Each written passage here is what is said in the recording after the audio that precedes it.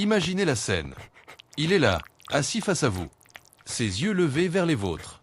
Et soudain, ce mouvement. Sa langue effleure votre main, votre joue ou le bout de vos doigts. Vous souriez. Vous pensez, il est content, il m'aime. Mais si je vous disais qu'en cet instant précis, votre chien ne faisait pas seulement preuve d'affection, il était en train de vous lire? Pas vos mots, pas vos pensées. Quelque chose de bien plus profond. Quelque chose que votre corps dit à voix basse, et que lui entend parfaitement.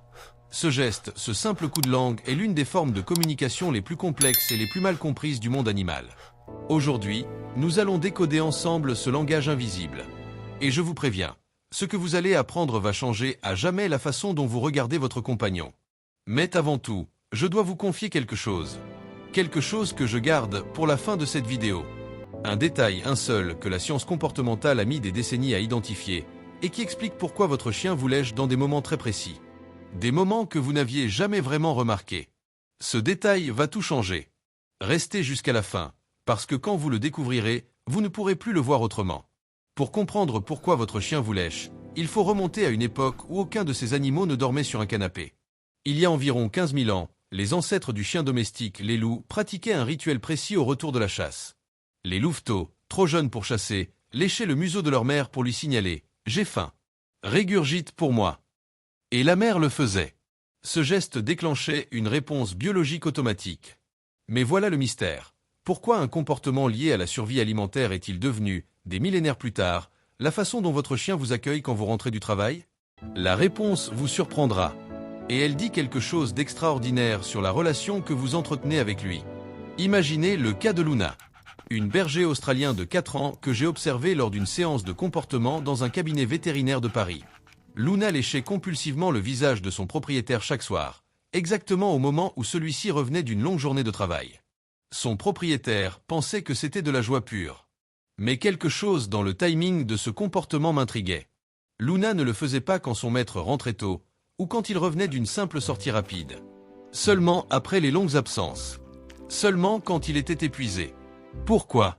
Les recherches en éthologie, la science du comportement animal, nous montrent que le léchage chez le chien est un comportement dit affiliatif. En d'autres termes, c'est un acte social destiné à renforcer les liens au sein d'un groupe.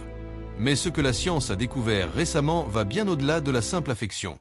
Quand votre chien vous lèche, il effectue en réalité une analyse chimique de votre état émotionnel et physiologique.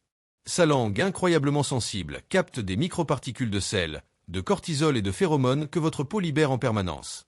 En une fraction de seconde, il sait si vous êtes stressé, si vous êtes malade, si vous avez couru, si vous avez pleuré. Il lit votre état intérieur mieux que la plupart des humains autour de vous. Et maintenant, pensez à Luna. Quand son propriétaire rentrait épuisé, son corps dégageait des niveaux de cortisol, l'hormone du stress, significativement plus élevés. Luna le détectait. Et instinctivement, elle activait le seul outil de réconfort que l'évolution lui avait donné, sa langue. Elle ne le léchait pas parce qu'elle était contente. Elle le léchait parce qu'elle essayait de le guérir. La première raison, et la plus connue, c'est l'amour. Mais pas l'amour tel que nous le concevons avec des mots et des gestes conscients. Il s'agit d'un amour neurochimique. Quand un chien vous lèche, son cerveau libère de l'ocytocine, l'hormone de l'attachement, parfois appelée l'hormone du câlin. Et voici ce qui est fascinant. La même libération d'ocytocine se produit dans votre cerveau à vous, quand vous sentez sa langue contre votre peau. Un lien biologique se crée entre vous deux, en temps réel. C'est pour cela que certaines personnes décrivent le contact avec leur chien comme apaisant, sans vraiment savoir pourquoi. Ce n'est pas une métaphore. C'est de la chimie. Votre corps et le sien se synchronisent dans un moment de contact pur. Mais l'amour n'est pas la seule explication. Dans la hiérarchie sociale des canidés, le léchage est aussi un signal de déférence. Dans une meute de loups, les membres subordonnés lèchent le museau du leader pour montrer qu'il reconnaît son autorité et pour solliciter sa protection. Ce comportement s'appelle l'apaisement actif. Quand votre chien vous lèche, surtout sur le visage ou les mains, il vous dit quelque chose de profond. Tu es mon leader. Je te fais confiance. Je me place sous ta protection. Ce n'est pas de la servitude. C'est du respect volontaire. La différence est immense. Un chien qui vous lèche par peur aura les oreilles couchées, la queue basse, le corps contracté. Un chien qui vous lèche par déférence confiante aura le corps souple, les yeux doux, l'attitude ouverte. Je me souviens d'un Labrador Retriever que j'ai observé au cours d'une consultation comportementale dans le sud de la France. Son propriétaire se plaignait que le chien ne lui obéissait pas. Et pourtant, chaque matin, ce chien léchait sa main avant de se coucher à ses pieds. Il reconnaissait son autorité. Le problème n'était pas l'obéissance. C'était la communication. Le propriétaire ne savait tout simplement pas lire ce que son chien lui disait. Et si votre chien ne vous léchait pas pour vous montrer de l'amour, mais pour vous étudier? Voici quelque chose que peu de gens savent. Le nez d'un chien possède environ 300 millions de récepteurs olfactifs. Le nôtre en a à peine 6 millions. Sa langue est une extension de ce système sensoriel extraordinaire. Quand il vous lèche, il ne fait pas que goûter votre peau, il collecte des données. Chaque léchage est un scan biométrique.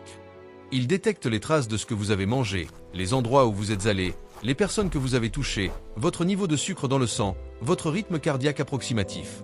C'est pourquoi certains chiens sont capables de détecter une hypoglycémie chez un diabétique avant même que celui-ci en ressente les symptômes. Leur langue leur dit ce que nos appareils médicaux découvrent parfois trop tard. Dans les sociétés animales les plus complexes, des primates aux oiseaux, en passant par les canidés, l'allogrooming est l'une des pierres angulaires de la cohésion sociale.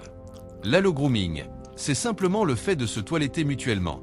Pour le chien, vous lécher n'est pas différent de ce qu'il ferait pour un autre membre de sa meute. Il vous inclut dans son cercle le plus intime. Il vous traite comme un des siens. Pensez-y. Votre chien ne lèche pas n'importe qui. Il y a des personnes qu'il renifle poliment et d'autres qu'il couvre de coups de langue enthousiastes. Cette distinction n'est pas aléatoire. Elle reflète son attachement, sa confiance, son sentiment d'appartenance. Être léché par votre chien, c'est recevoir une invitation dans son monde intérieur. Voici quelque chose que j'ai observé à plusieurs reprises lors de consultations comportementales et qui m'a longtemps intrigué. Certains chiens lèchent de manière excessive dans des contextes précis, lors d'orages, lors de déménagements, après l'arrivée d'un nouveau bébé dans la maison. Au premier abord, on pourrait penser que c'est une réaction au stress de l'environnement. Mais ce n'est que la moitié de l'histoire. Le léchage libère des endorphines dans le cerveau du chien. C'est une autorégulation physiologique. Exactement comme un humain qui se ronge les ongles, qui se gratte la tête, ou qui répète un geste habituel pour calmer son système nerveux, le chien lèche. Et parfois, il vous lèche vous, parce que votre présence elle-même est sa zone de sécurité. Son acte de léchage est une façon de fusionner son réconfort avec votre existence. Je vais vous en parler franchement, parce que même si ces raisons sont moins romantiques, elles sont importantes. Votre chien peut aussi vous lécher tout simplement parce que vous avez bon goût.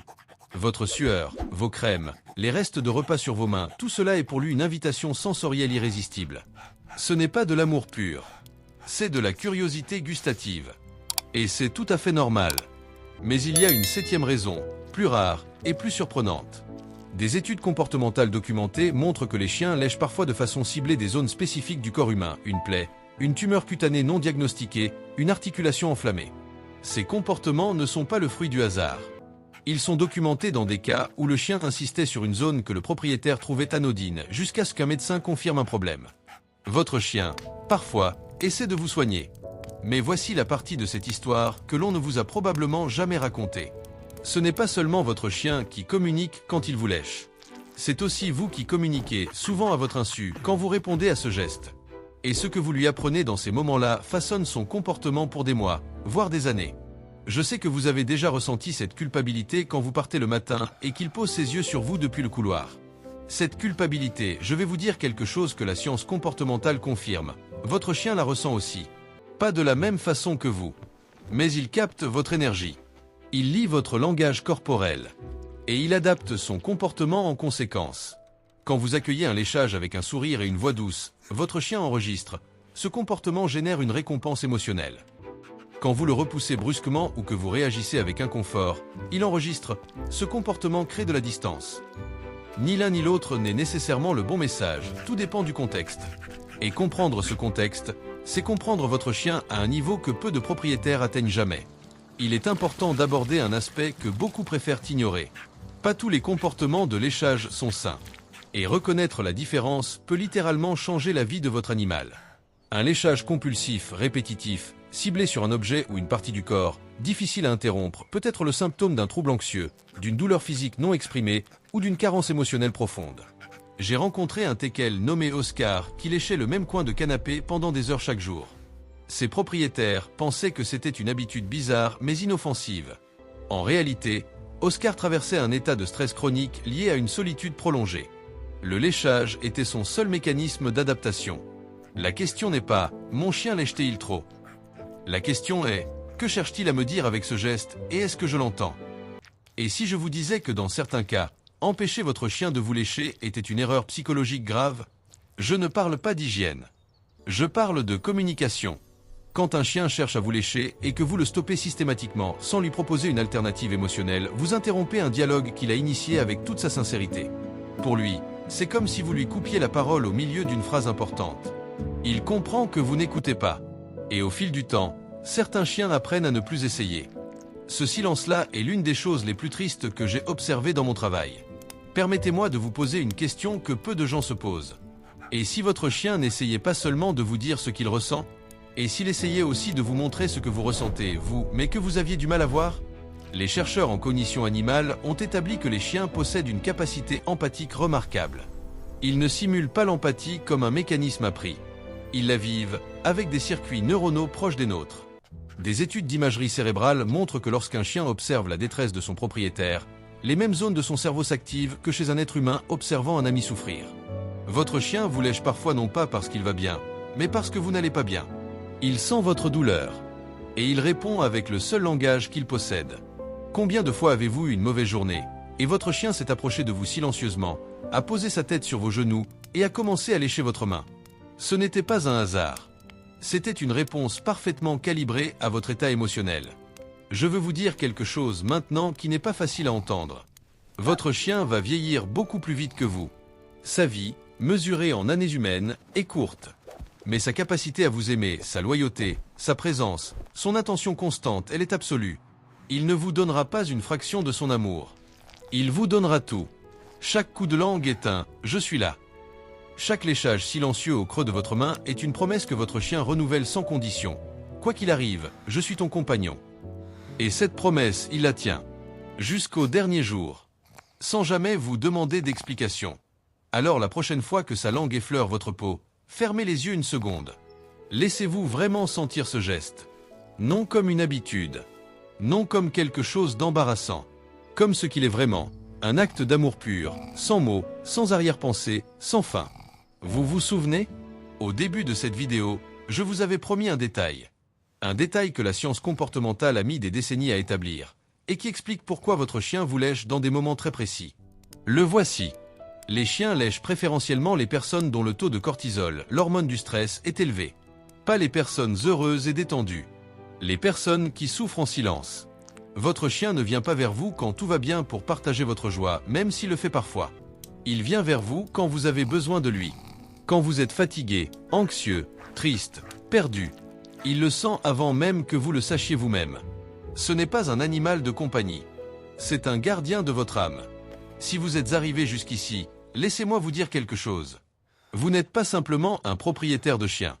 Vous êtes quelqu'un qui cherche à comprendre, à écouter, à voir au-delà du comportement de surface pour toucher quelque chose de plus vrai.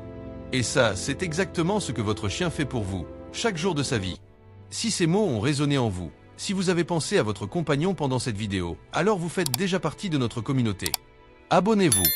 Non pas pour le chiffre, mais pour continuer ce voyage ensemble, parce que comprendre l'âme de votre chien, c'est aussi, toujours, comprendre un peu plus la vôtre. Je vous laisse avec cette pensée. Dans un monde où l'attention est rare et l'amour conditionnel, votre chien a fait le choix, chaque jour, de vous regarder comme si vous étiez la chose la plus précieuse qu'il ait jamais vue. Et il n'a jamais eu besoin d'une raison. Sa langue sur votre peau ne dit pas « tu me nourris ». Elle dit « tu es ma maison ». Prenez soin de lui, autant qu'il prend soin de vous. À bientôt.